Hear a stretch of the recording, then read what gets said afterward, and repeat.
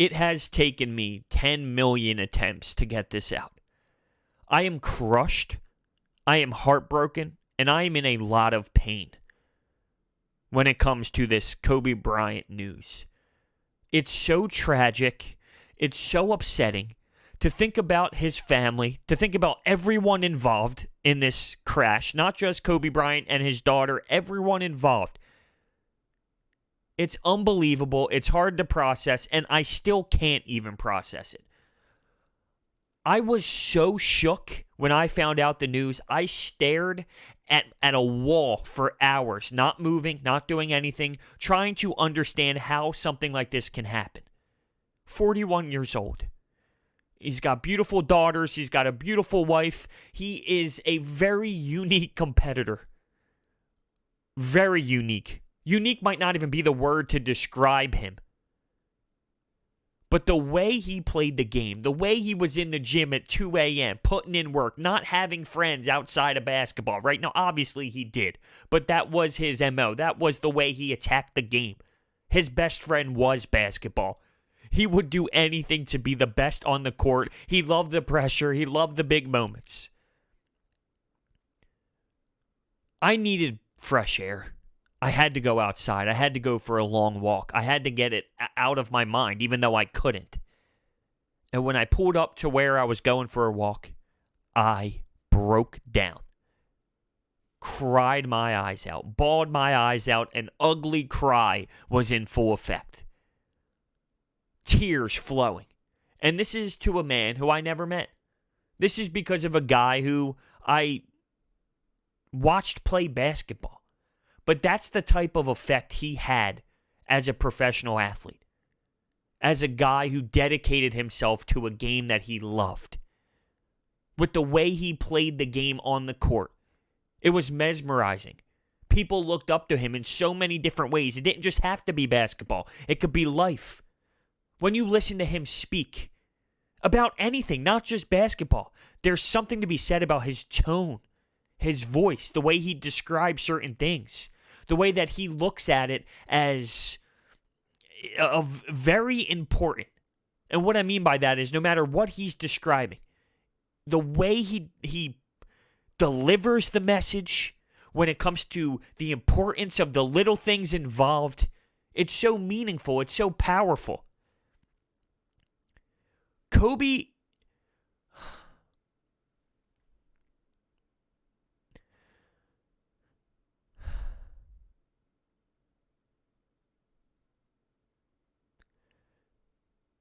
seeing him and seeing videos all over the place right now of talking with his daughter on the sidelines, of seeing his daughter playing basketball and doing the same moves that he did throughout his career where he dominated, whether it's him in the post and it's cutting back and forth, of them doing fadeaway jumpers by the baseline.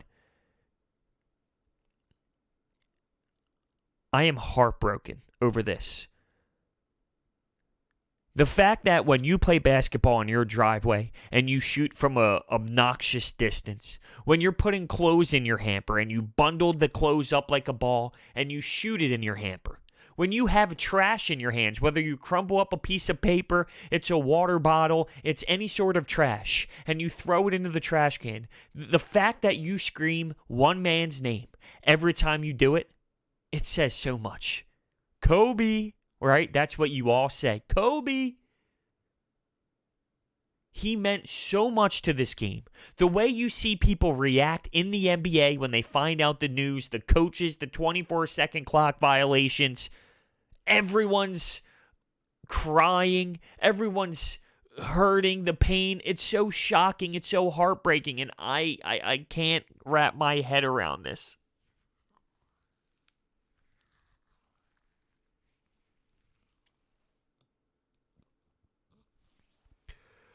To me, this is just me.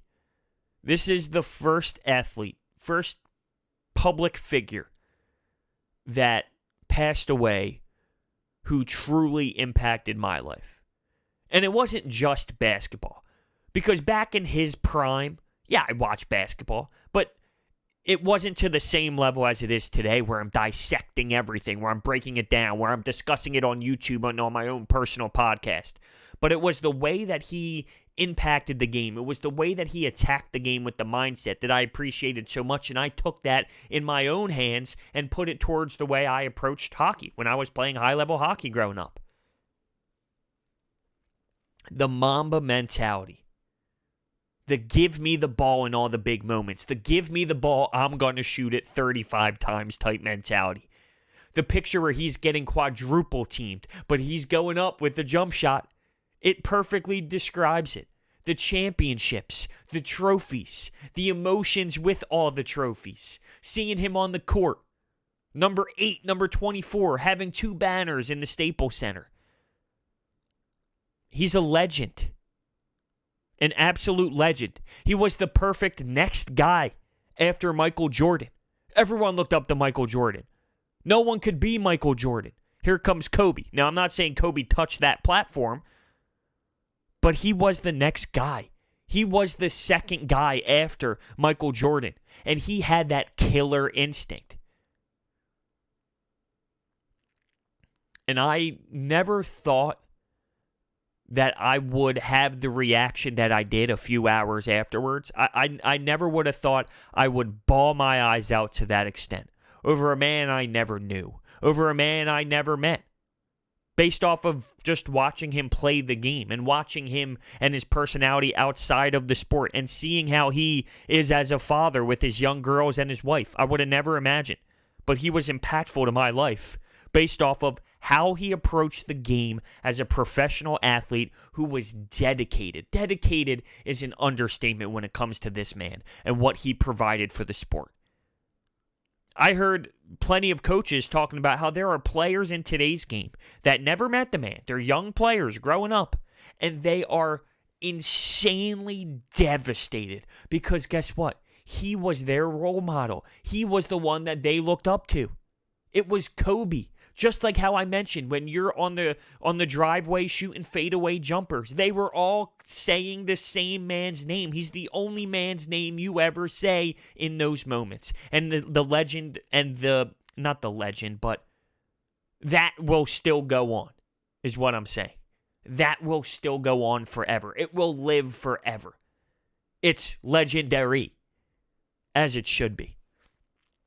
But for it to happen out of the blue, for him to be in the media over the last few days, giving support to LeBron James, for LeBron James to have his name on his shoes, knowing that he was going to pass him in the all-time scoring list, he was so active in the media as of recent times because he knew such a big milestone was about to be broken. It's so hard to fathom. It really is. And it's hard to process. It's hard to process, and it's gut-wrenching. I know he had his ties to the Philadelphia community. Videos are all over the place, and they're so different in so many ways, and there's so much variety going on. I saw a video of him celebrating with his family when the Eagles won the Super Bowl, and his excitement, his facial expressions. He's jumping up and down. He's got his baby in his hands. He's going crazy. He couldn't even believe they won the Super Bowl. Then there's a part or another video where he's getting asked about the Eagles and the Super Bowl, and he brought up how he met Nick Foles, and Nick Foles went up to him and said, "I'm Nick Foles." And Kobe said, "What? I know who you are," right? Like things like that. It brings back the memories. There's videos of him on TV when he's on big late night shows and he's talking, and I'm telling you, there's something to be said about just his delivery and his messages, because you can put 2 and 2 together.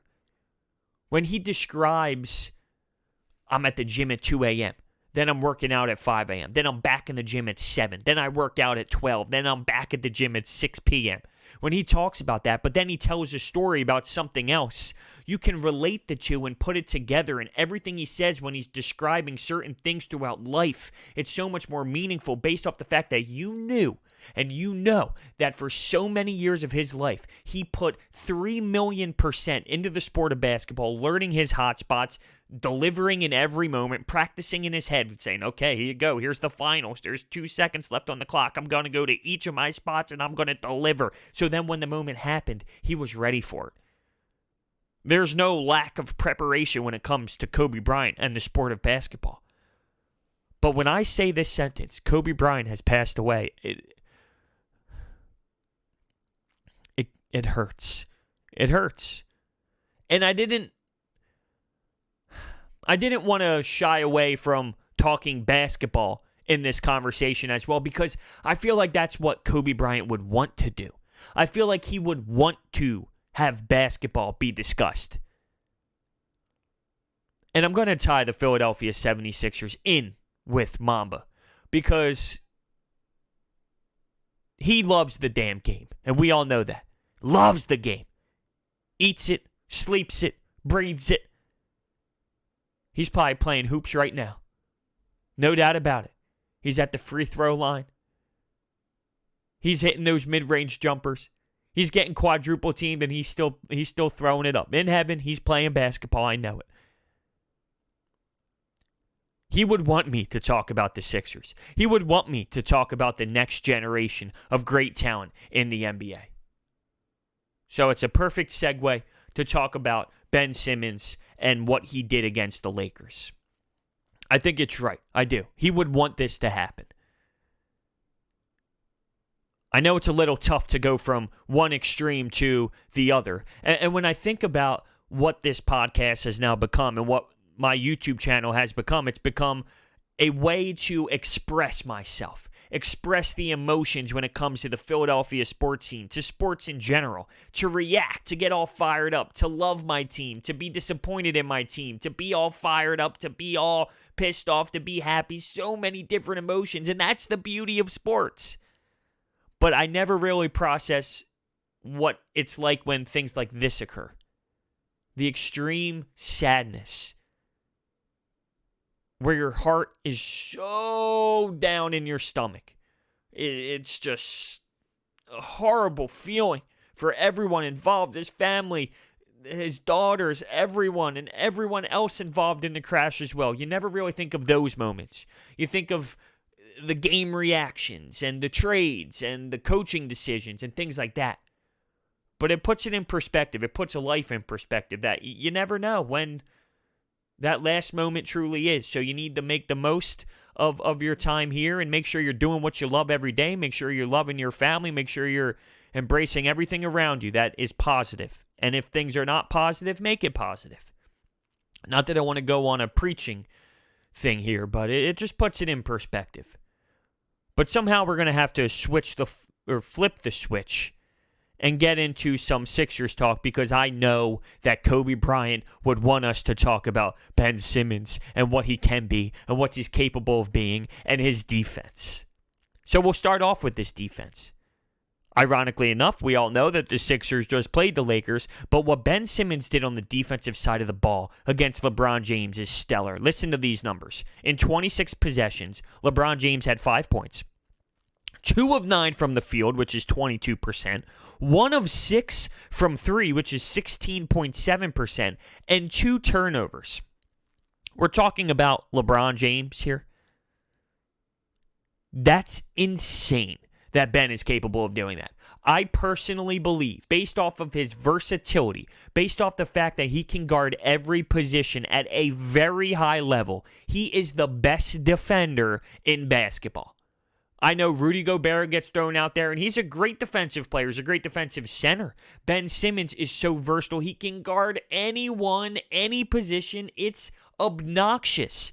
Ben Simmons, to me, is the best defender in the National Basketball Association. So there's other numbers that are wild as well. He has held Butler, Jimmy Butler, Jason Tatum, Pascal Siakam, Kyrie Irving, and LeBron James to all under 28% from the field when guarding them. Come on. Come on. You can't just pretend like that's not absurd. That's insane. It's insane. I don't know if there's another player in this league that can do that. If LeBron is willing to defend, you can argue that he can do that. You can argue that LeBron could do that if he was willing to defend, and maybe not 35, maybe not at 35, maybe at 28 or so, LeBron could have done that. But that's my point. That's my point. James Harden can't do that. Can Giannis do that? But here's my thing. If that's the comparison, if that's where we're going here, okay. But Ben, to me, is a way better defender than Giannis is. I am stunned by his greatness on the defensive side of the floor. He played 41 minutes against the Lakers. Why does that not get discussed enough? The dude is available, playing every game, and he is logging in 40-plus minutes and never stopping. His motor is sick. We love Joel Embiid. He's not healthy all the time. He's not healthy every year. He doesn't play 40-plus minutes a night because he'll break down. Now, one's a 7-footer and a big man who has bad knees, and one's Ben Simmons, but Ben Simmons is 6'10". The way he just flies around and runs around and guards the center, guards the point guard, moving full speed. He's the fastest player on the court. He never gets tired. When do you see him leaning over and putting his hands on his knees? Dripping sweat, out of breath, deep, heavy breaths, and looks fatigued. Never. Start appreciating this man. Then he gives you the stat line that he did. He's dropping 28 points. He's being aggressive. He had 6 points in the fourth quarter. He had 3 assists as well. And those fourth quarter buckets were big. Attacking Danny Green, attacking Anthony Davis, and kissing it off the glass. He was special. You see the special talent in him.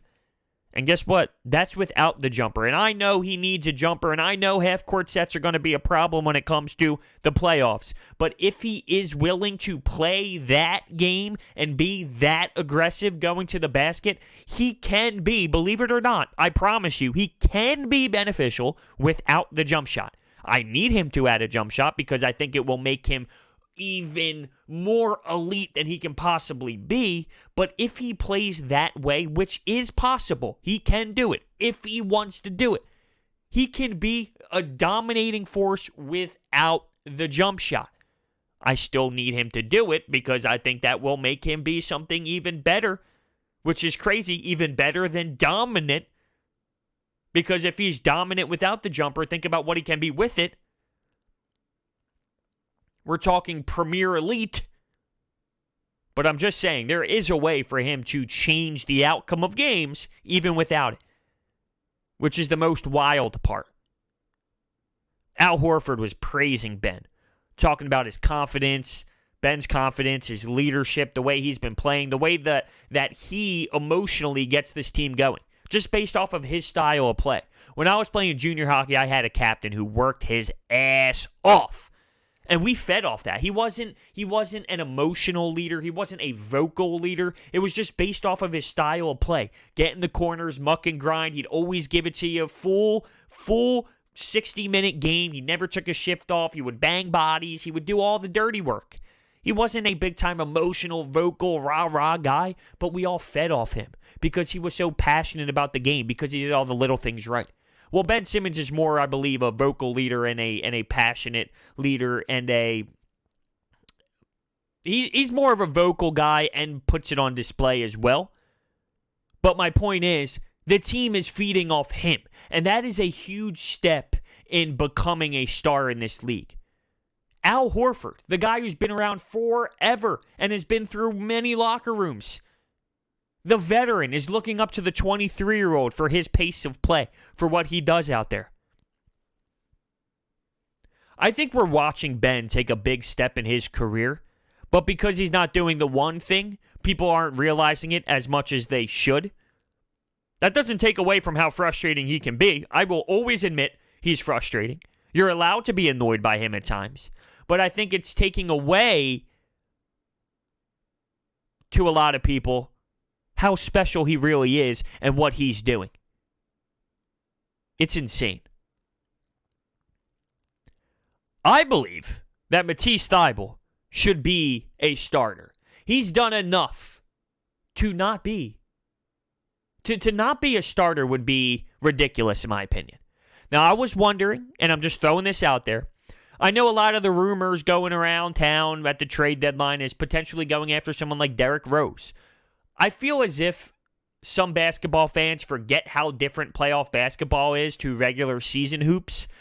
Josh Richardson, I would like to see this in the playoffs. And I know that's far away, and right now he's banged up, and there's so much movement going on when it comes to this roster in terms of injuries and trade deadline and things of that nature. I get it. But something sparked in my brain when I saw Matisse get 5 steals, where I see how active he is by the perimeter, where I see his length being an issue for so many good players in this league. He needs to start, and he needs starter minutes. So I was wondering if the postseason comes around, can Josh Richardson be a sixth man? Lou Will is a very impressive sixth man who changes games, who scores so many points, who is a big-time player and is a big-time role player and is very important to his team. Can Josh Richardson be a sixth man off the bench in the playoffs? Have Matisse Thybulle in the starting rotation, and then that can change your target for the trade deadline, and you can go out and get a Bogdanovich, or you can go out and get somebody else who isn't a backup point guard type player like Derrick Rose. Why can't he be the sixth man, the primary ball handler for the second unit? I think that would be a great role for him. And it can help target a different style of player. And it's not like you lose much defensively, because instead of Josh Richardson, you have Matisse Thybulle. You might lose some offensively, because I don't think Matisse is a great shooter. He makes some buckets, no doubt, but he's not someone you can count on for legit buckets. There are games where he pulls 5 threes out of his ass, but then there's games where he scores 2 points, but he's always effective on the defensive side. Let's be clear. He's always effective. He impacts the game. He always has his fingerprints literally on the game. So it's just something I thought about when I watched this kid play against the Lakers, and I'm stunned with how great he is. He can arguably be the best rookie defender ever in the history of the NBA with what he does. And he's not afraid of the moments. He's not afraid on who's out there on the floor. He's not afraid if it's LeBron, if it's James Harden, if it's any player out there. He's going to get his hands in there. He's going to steal the basketball. Just something to throw out there. I thought it would be something that can be very valuable. Let's say that. Very valuable to this squad. I forgot to mention this after the game because I was so fired up and happy about the win. Zaire Smith, the dude gets banged up, he gets injured, and he barely played. 3 minutes, an ankle sprain. I didn't expect much out of him, but this kid can't get on the court, and that's a problem. Now, I was really upset with the trade at the time because I wanted Mikal Bridges over Zaire Smith. I understood that they got a first-round pick back that ultimately got us Tobias Harris, so I can't be upset with Zaire Smith because it got us Tobias Harris, so I am happy to have on this team. It's somebody the squad needs. I know everyone freaks out about the contract and his style of play. You need someone like Tobias on this squad, so I'm totally okay with it. Zaire Smith, though, very raw, very young, went through that tough experience last season, which is almost so, it's not almost so crazy, but it is so crazy, and it's very unique in terms of injury. So it's hard for someone to come back from that. I just feel like he's not even close. He's so raw. He's still trying to get his body back. It's a different type of animal at the NBA level, and he can't stay healthy. So I don't know where that puts Zaire. I don't know if he's going to be a piece that gets into a trade. I don't know if people are even going to want him anymore based off the fact that he gets injured again after only playing 3 minutes. Like, this was a moment to show the Sixers fans and Brett Brown and Elton Brand a little bit of something. Just a little bit. Now, I know he's getting thrown into the wolves against the Lakers, but I don't know. It's one thing after the next with Zaire, that's all. And he's not a great shooter. He's athletic. I don't know. I don't know what that means for Zaire Smith. And another thing I wrote down in my notes because I forgot to mention it, Dudley. Dudley, this guy's a goon. He really is. He's such a goon. Remember what he was saying to the fan base last year when he was on the Nets and he was chirping Ben Simmons and whatnot. And then he had some pretty funny audio in the Lakers locker room about how he's a role player and how last year he was a starter in the playoffs and this is more his role. He's more of the come off the bench, give you a couple energy minutes and get off the court kind of guy. He's such a goon, though. His personality is hilarious to the point where you would love it if he's on your team, but off your squad, it's, dude, what the hell is this guy doing out there? I just think it's funny the Sixers fans, boo, giving them the boos, feeding them when the Lakers came to town on Saturday afternoon. Just so funny to me. I know that the Lakers were on a 5-game road trip and it was at the end of their road trip, but it doesn't take away from how impressive I thought the Sixers win was without 2 starters, and because realistically it all comes down to Ben Simmons to me. I live and die with Ben Simmons. If he has a great game, if he has a bad game, I get emotionally attached to him as an athlete because I'm watching him grow every game or I'm watching him upset me in a game and It's a very rare thing that this athlete has me in when it comes to my mental health. But I enjoy watching him compete because he gives it everything he has all the time on both sides of the floor. And I'm telling you, the defense is special. So with that being said, I'm going to wrap it up here. I thought it was important to talk Sixers basketball in the same conversation with what Kobe Bryant brought to the sport of basketball because he was an absolute legend.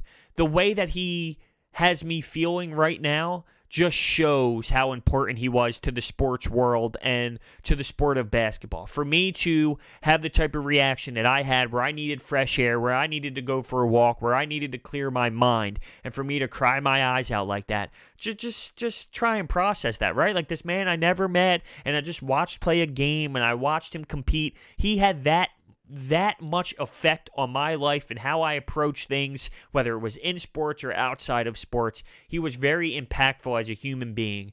And for it to come down like this and for it to be this devastating and for him to leave his family behind, it hurts. And it has to be discussed because he meant a lot. He meant a lot. So let me know your thoughts. Thank you so much for watching. Hit that thumbs up button and subscribe, and I will see you next time.